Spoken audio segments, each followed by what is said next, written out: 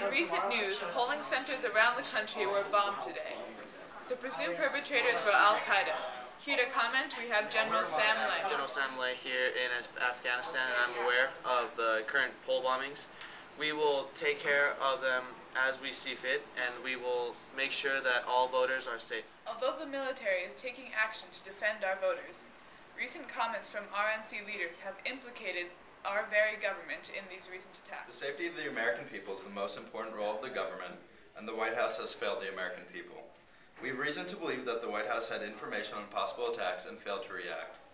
We continue to fully support Mitt Romney in his quest for the presidency, and we hope the American people will not let the government's failure to react to these threats impede upon their most sacred right to vote and uphold democracy in our nation. Well, Elena, although all these conspiracies may stir up a worry, don't worry because the military's got your back. Republican presidential candidate Mitt Romney and his running mate Marco Rubio also issued statements on this recent disaster. As suspicion of Al-Qaeda involvement arises, it is important to note that national security is not about one man.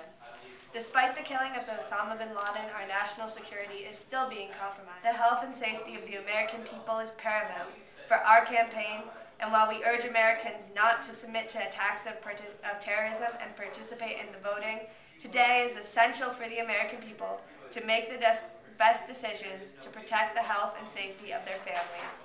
We must remain strong against those who seek to harm our citizens and destroy ideals of freedom and democracy. This attack is personal. As a Miami native, I have many fond memories of friends and relatives in Hialeah, traveling there numerous times with my children and all of my family. In times like these, I believe all Floridians, all Americans should stand together. This attack is not only on American families, but it's also on our beliefs and our way of life. All of the American people keep the victims of these attacks and the communities in their thoughts and prayers at this time. Thank you. Mitt Romney offered his sincere condolences to the families of all those affected by these attacks, and Marco Rubio encouraged the country to stand together and stay strong in these times of crisis. Meanwhile, there is no word from President Obama on the recent attacks.